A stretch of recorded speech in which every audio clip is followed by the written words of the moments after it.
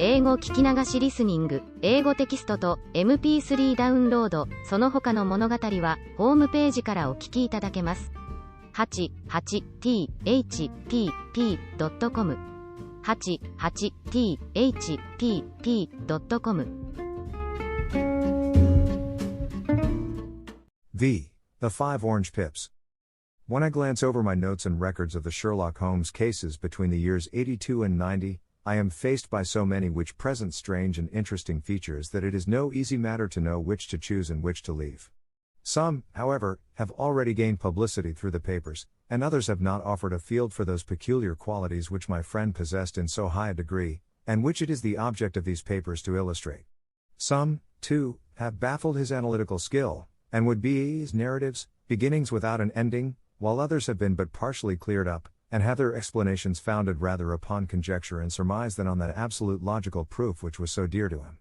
There is, however, one of these last which was so remarkable in its details and so startling in its results that I am tempted to give some account of it in spite of the fact that there are points in connection with it which never have been, and probably never will be, entirely cleared up.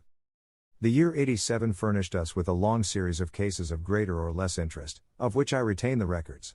Among my headings under this 112 months I find an account of the adventure of the Paradol Chamber, of the Amateur Mendicant Society, who held a luxurious club in the lower vault of a furniture warehouse, of the facts connected with the loss of the British bark Sophie Anderson, of the singular adventures of the Grice Pattersons in the island of Uffa, and finally of the Camberwell poisoning case.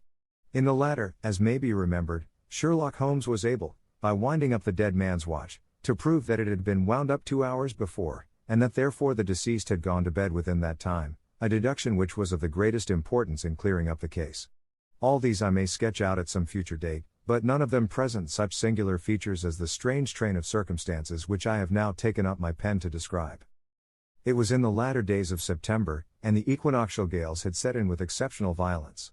All day the wind had screamed and the rain had beaten against the windows, so that even here in the heart of great, handmade London we were forced to raise our minds for the instant from the routine of life and to recognize the presence of those great elemental forces which shriek at mankind through the bars of his civilization, like untamed beasts in a cage. As evening drew in, the storm grew higher and louder, and the wind cried and sobbed like a child in the chimney. Sherlock Holmes sat moodily at one side of the fireplace cross-indexing his records of crime, while I at the other was deep in one of Clark Russell's fine sea stories until the howl of the gale from without seemed to blend with the text, and the splash of the rain to lengthen out into the long swash of the sea waves. My wife was on a visit to her mother's, and for a few days I was a dweller once more in my old quarters at Baker Street. "Why," said I, glancing up at my companion, "that was surely the bell. Who could come tonight? Some friend of yours, perhaps?" "Except yourself I have none," he answered. "I do not encourage visitors." "A client, then?" "If so, it is a serious case. Nothing less would bring a man out on such a day and at such an hour. But I take it that it is more likely to be some crony of the landlady's." Sherlock Holmes was wrong in his conjecture, however, for there came a step in the passage and a tapping at the door. He stretched out his long arm to turn the lamp away from himself and towards the vacant chair upon which a newcomer must sit. "Come in," said he. The man who entered was young, some 22 at the outside, well-groomed and trimly clad, with something of refinement and delicacy in his bearing. The streaming umbrella which he held in his hand, and his long shining waterproof told of the fierce weather through which he had come. He looked about him anxiously in the glare of the lamp, and I could see that his face was pale and his eyes heavy, like those of a man who is weighed down with some great anxiety. "I owe you an apology," he said, raising his golden pince-nez to his eyes. "I trust that I am not intruding. I fear that I have brought some traces of the storm and rain into your snug chamber." "Give me your coat and umbrella," said Holmes. "They may rest here on the hook and will be dry presently. You have come up from the southwest, I see." "Yes, from Horsham. That clay and chalk mixture which I see upon your toe caps is quite distinctive." "I have come for advice." "That is easily got." "And help." "That is not always so easy." "I have heard of you, Mr. Holmes. I heard from Major Prendergast how you saved him in the Tankerville Club scandal." "Ah, of course. He was wrongfully accused of cheating at cards." "He said that you could solve anything." "He said too much." "That you are never beaten." "I have been beaten 4 times, 3 times by men, and once by a woman." "But what is that compared with the number of your successes?" It is true that I have been generally successful. Then you may be so with me. I beg that you will draw your chair up to the fire and favor me with some details as to your case. It is no ordinary one. None of those which come to me are. I am the last court of appeal. And yet I question, sir, whether, in all your experience, you have ever listened to a more mysterious and inexplicable chain of events than those which have happened in my own family. You fill me with interest, said Holmes. Pray give us the essential facts from the commencement, and I can afterwards question you as to those details which seem to me to be most important. The young man pulled his chair up and pushed his wet feet out towards the blaze. My name, said he, is John Openshaw, but my own affairs have, as far as I can understand, little to do with this awful business. It is a hereditary matter, so in order to give you an idea of the facts, I must go back to the commencement of the affair. You must know that my grandfather had two sons, my uncle Elias and my father Joseph. My father had a small factory at Coventry, which he enlarged at the time of the invention of bicycling. He was a patentee of the Openshaw unbreakable tire, and his business met with such success that he was able to sell it and to retire upon a handsome competence. My uncle Elias emigrated to America when he was a young man and became a planter in Florida, where he was reported to have done very well. At the time of the war he fought in Jackson's army, and afterwards under Hood, where he rose to be a colonel. When Lee laid down his arms, my uncle returned to his plantation, where he remained for 3 or 4 years. About 1869 or 1870 he came back to Europe and took a small estate in Sussex, near Horsham. He had made a very considerable fortune in the States, and his reason for leaving them was his aversion to the Negroes, and his dislike of the Republican policy in extending the franchise to them. He was a singular man, fierce and quick-tempered, very foul-mouthed when he was angry, and of a most retiring disposition. During all the years that he lived at Horsham, I doubt if ever he set foot in the town. He had a garden and 2 or 3 fields round his house, and there he would take his exercise, though very often for weeks on end he would never leave his room. He drank a great deal of brandy and smoked very heavily, but he would see no society and did not want any friends, not even his own brother. He didn't mind me, in fact, he took a fancy to me, for at the time when he saw me first I was a youngster of 12 or so. This would be in the year 1878, after he had been 8 or 9 years in England. He begged my father to let me live with him, and he was very kind to me in his way. When he was sober he used to be fond of playing backgammon and draughts with me, and he would make me his representative both with the servants and with the tradespeople, so that by the time that I was 16 I was quite master of the house. I kept all the keys and could go where I liked and do what I liked, so long as I did not disturb him in his privacy.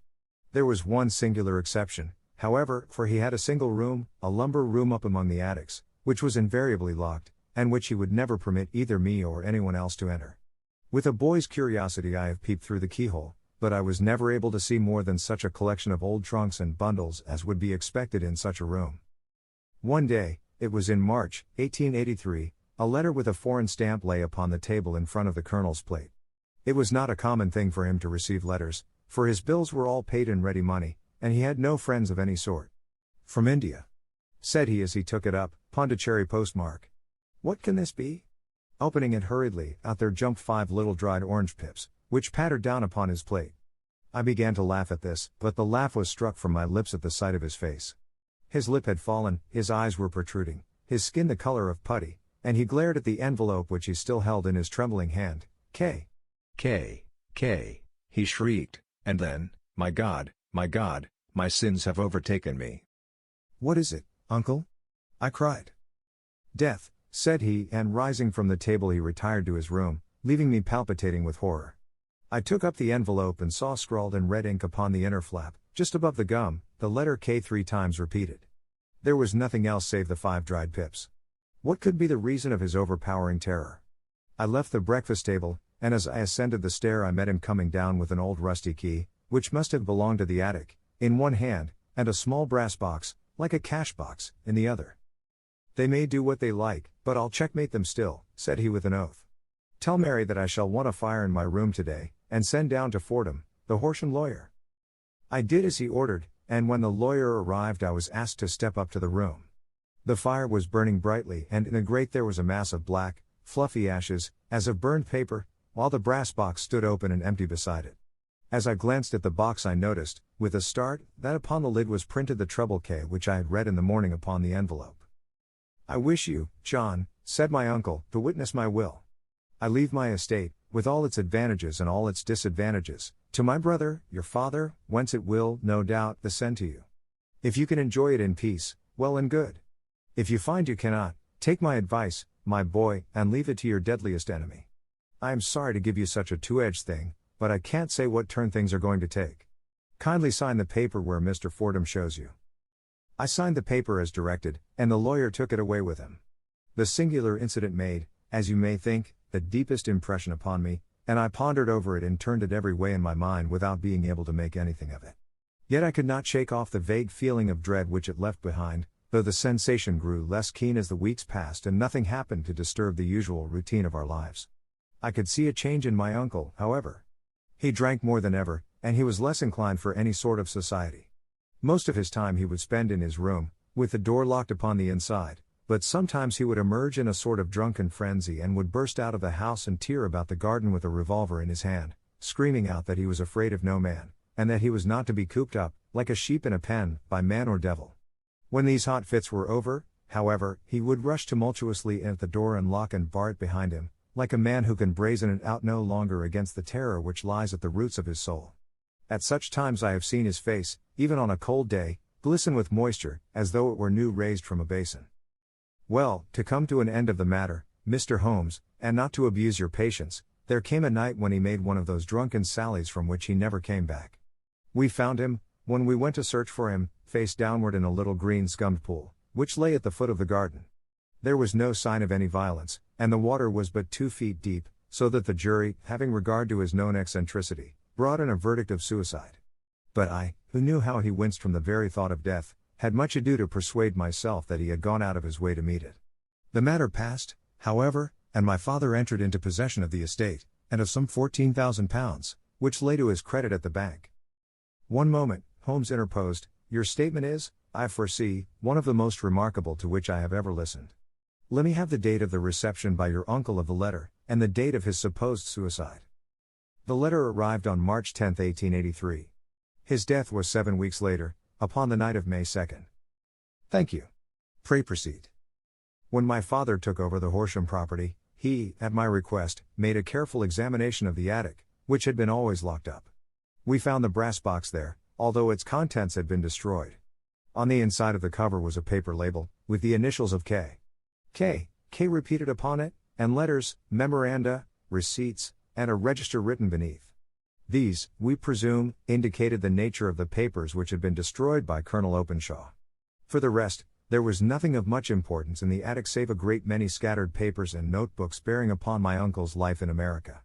Some of them were of the war time and showed that he had done his duty well and had borne the repute of a brave soldier.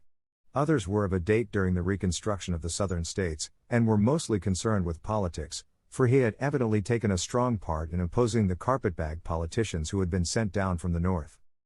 Well, it was the beginning of '84 when my father came to live at Horsham, and all went as well as possible with us until the January of '85.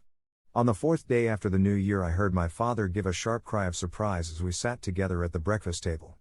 There he was, sitting with a newly opened envelope in one hand and 5 dried orange pips in the outstretched palm of the other one.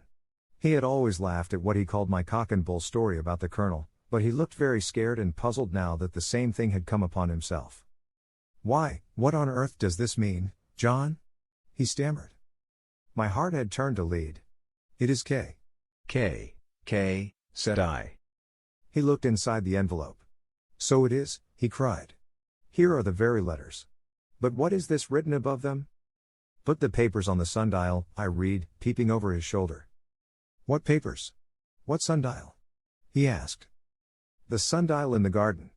There is no other," said I, "but the papers must be those that are destroyed." "Pooh!" said he, gripping hard at his courage. "We are in a civilized land here, and we can't have tomfoolery of this kind. Where does the thing come from?"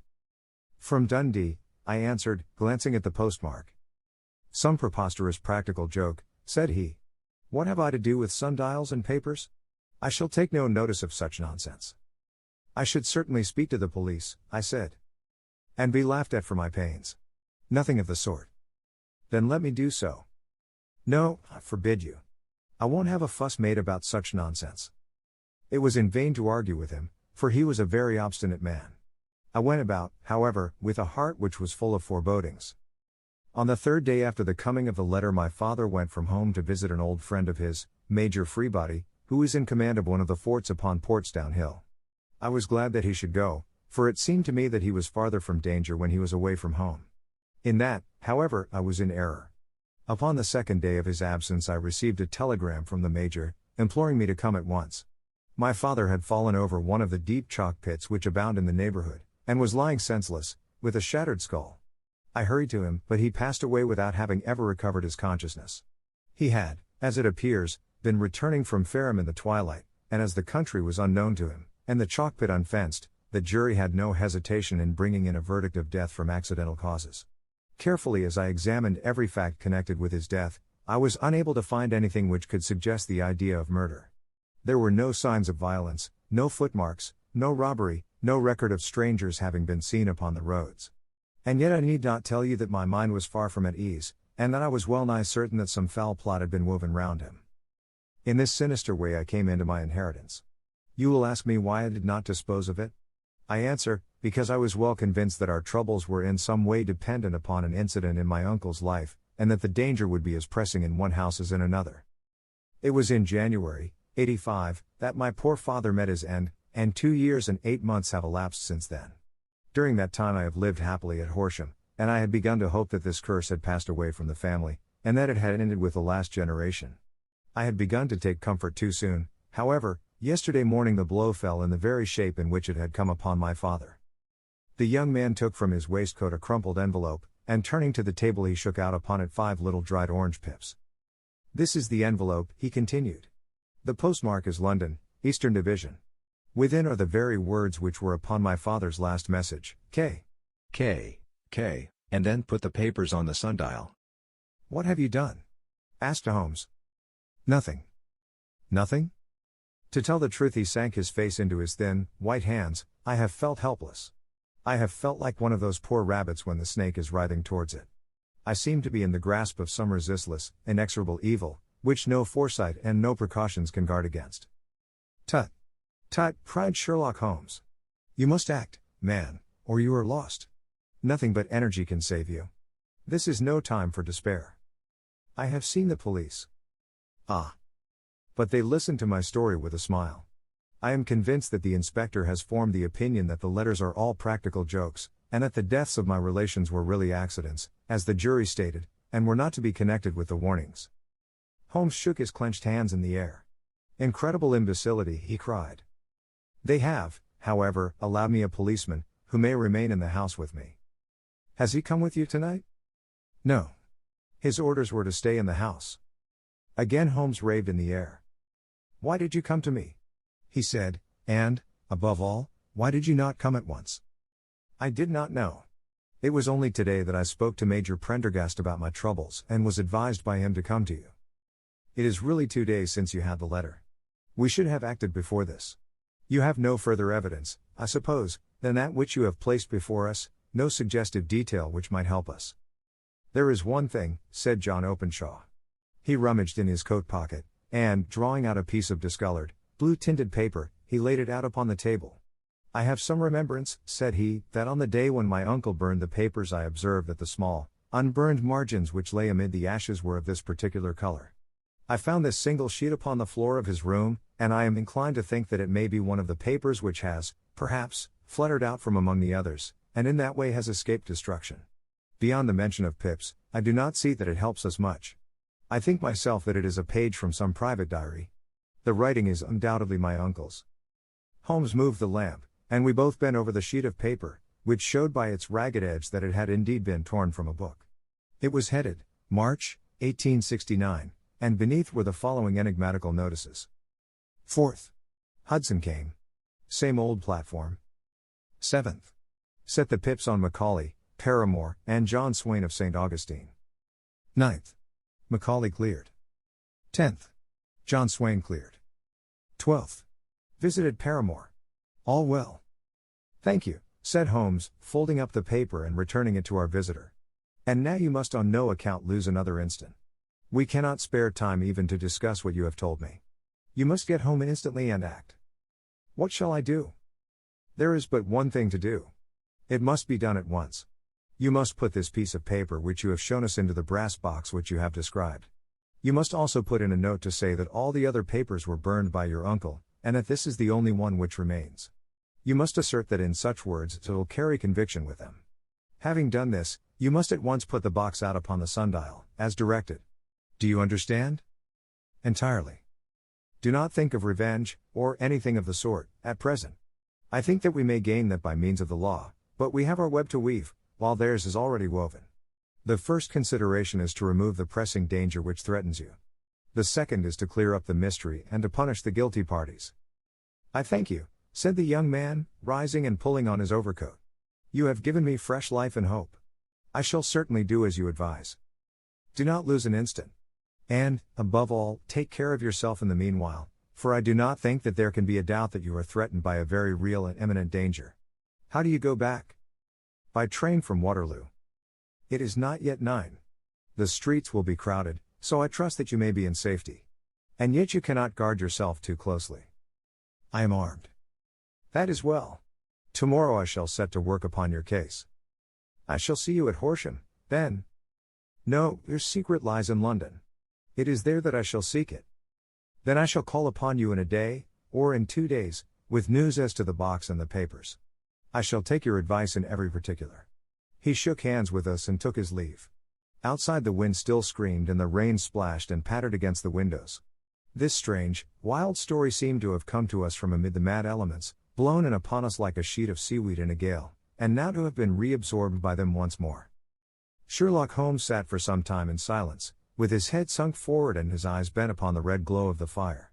Then he lit his pipe, and leaning back in his chair he watched the blue smoke rings as they chased each other up to the ceiling. I think, Watson, he remarked at last, that of all our cases we have had none more fantastic than this. Save, perhaps, the sign of 4. Well, yes. Save, perhaps, that. And yet this John Openshaw seems to me to be walking amid even greater perils than did the Sholtos. But have you, I asked, formed any definite conception as to what these perils are? There can be no question as to their nature, he answered. Then what are they? Who is this K? K, and why does he pursue this unhappy family? Sherlock Holmes closed his eyes and placed his elbows upon the arms of his chair, with his fingertips together. The ideal reasoner, he remarked, would, when he had once been shown a single fact in all its bearings, deduce from it not only all the chain of events which led up to it but also all the results which would follow from it. As Cuvier could correctly describe a whole animal by the contemplation of a single bone, so the observer who has thoroughly understood one link in a series of incidents should be able to accurately state all the other ones, both before and after. We have not yet grasped the results which the reason alone can attain to. Problems may be solved in the study which have baffled all those who have sought a solution by the aid of their senses. To carry the art, however, to its highest pitch, it is necessary that the reasoner should be able to utilize all the facts which have come to his knowledge, and this in itself implies, as you will readily see, a possession of all knowledge, which, even in these days of free education and encyclopedias, is a somewhat rare accomplishment. It is not so impossible, however, that a man should possess all knowledge which is likely to be useful to him in his work, and this I have endeavored in my case to do. If I remember rightly, you on one occasion, in the early days of our friendship, defined my limits in a very precise fashion. Yes, I answered, laughing. It was a singular document.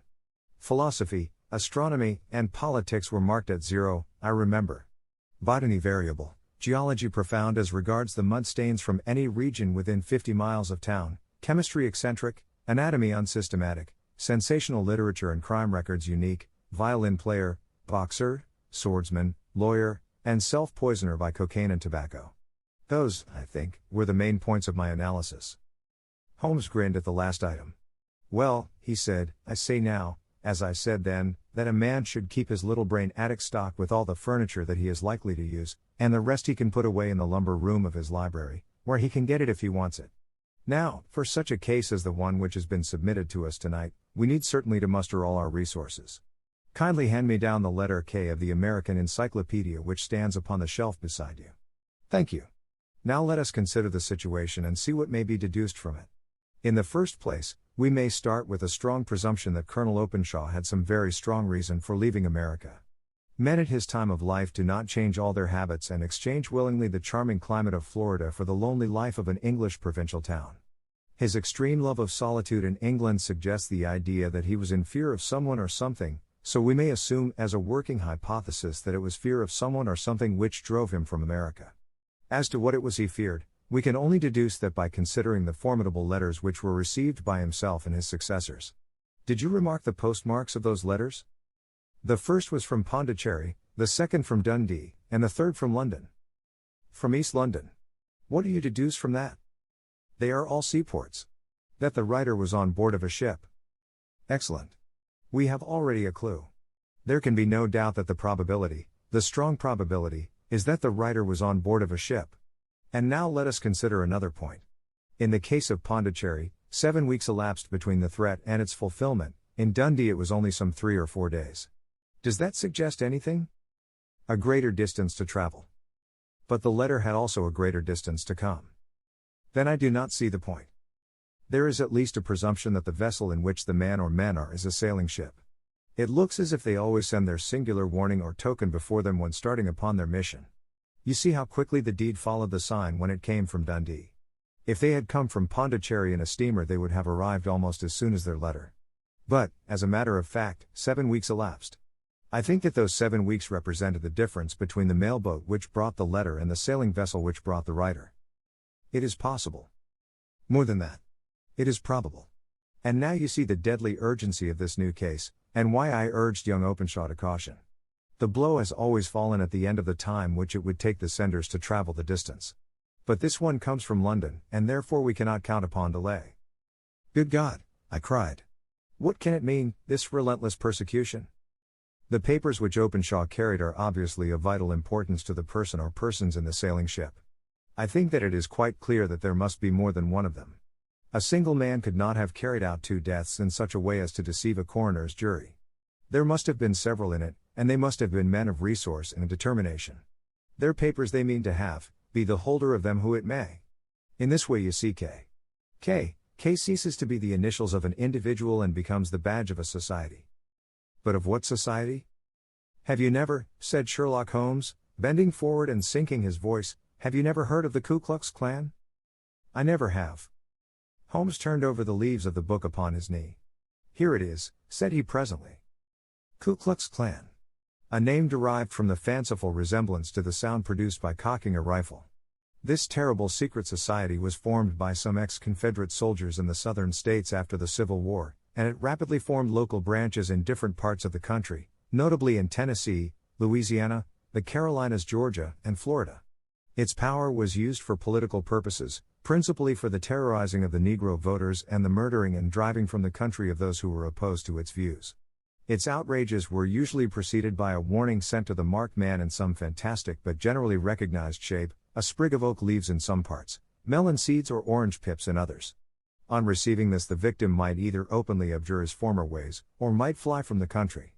If he braved the matter out, death would unfailingly come upon him, and usually in some strange and unforeseen manner. So perfect was the organization of the society, and so systematic its methods, that there is hardly a case upon record where any man succeeded in braving it with impunity, or in which any of its outrages were traced home to the perpetrators. For some years the organization flourished in spite of the efforts of the United States government and of the better classes of the community in the South. Eventually, in the year 1869, the movement rather suddenly collapsed, although there have been sporadic outbreaks of the same sort since that date. You will observe, said Holmes, laying down the volume, that the sudden breaking up of the society was coincident with the disappearance of Openshaw from America with their papers. It may well have been cause and effect. It is no wonder that he and his family have some of the more implacable spirits upon their track. You can understand that this register and diary may implicate some of the first men in the South, and that there may be many who will not sleep easy at night until it is recovered. Then the page we have seen is such as we might expect. It ran, if I remember right, sent the pips to A, B, and C, that is, sent the society's warning to them.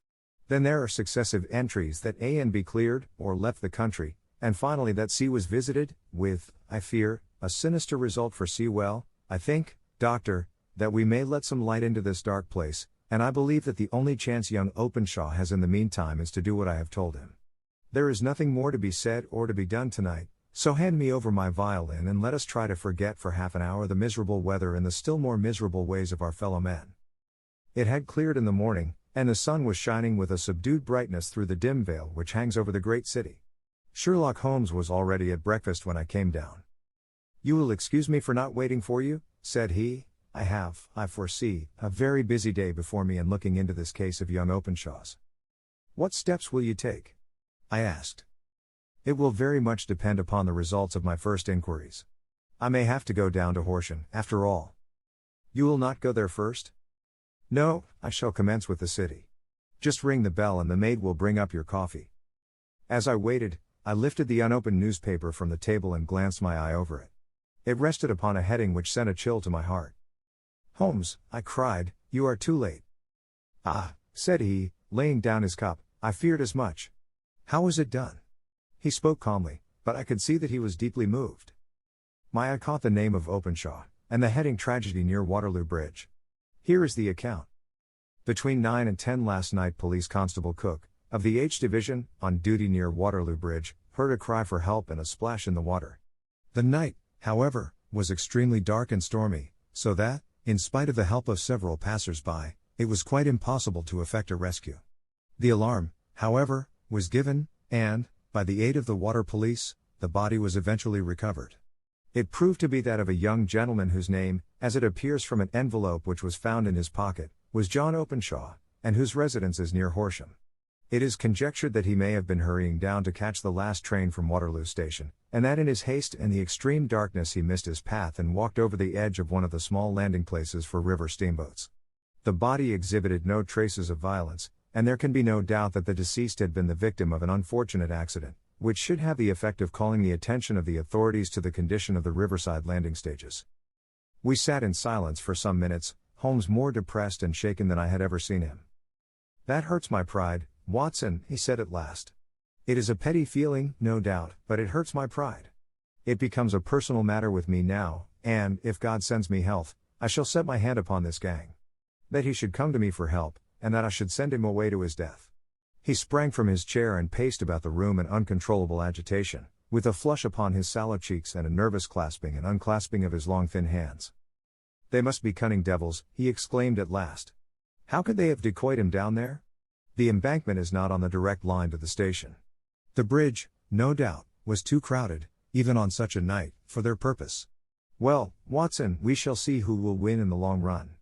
I am going out now." "To the police?" "No, I shall be my own police. When I have spun the web they may take the flies, but not before." All day I was engaged in my professional work, and it was late in the evening before I returned to Baker Street. Sherlock Holmes had not come back yet.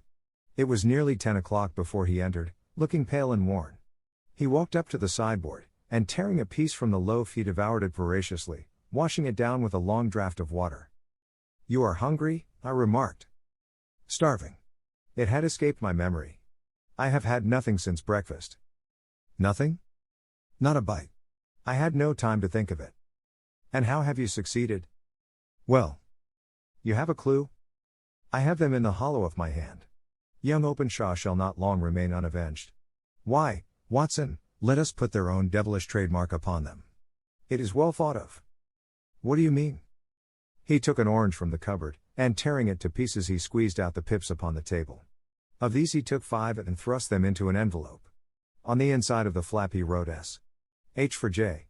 Oh, then he sealed it and addressed it to Captain James Calhoun, Bark Lone Star, Savannah, Georgia. "That will await him when he enters port," said he, chuckling.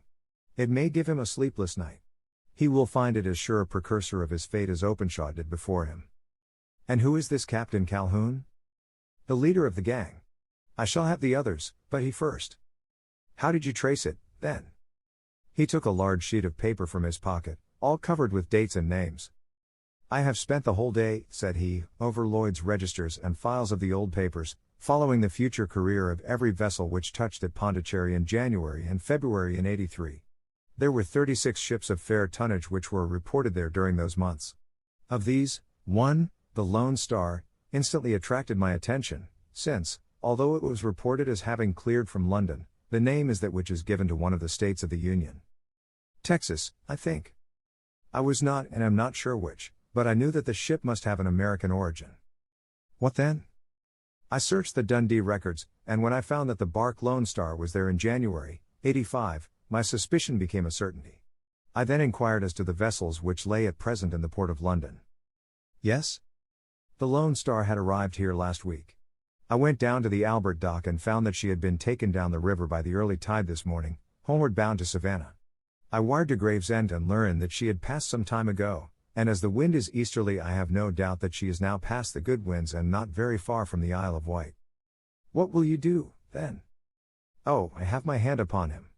He and the two mates are, as I learn, the only native-born Americans in the ship.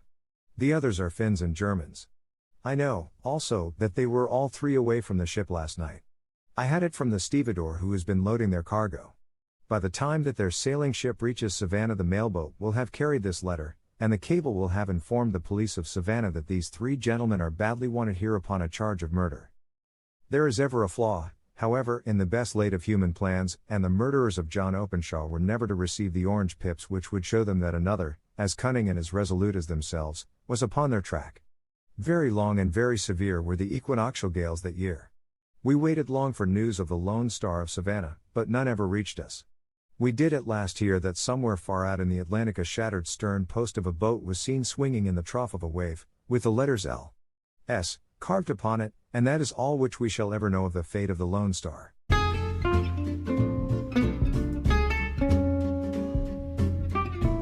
英語聞き流しリスニング、英語テキストと MP3 ダウンロード、その他の物語はホームページからお聞きいただけます。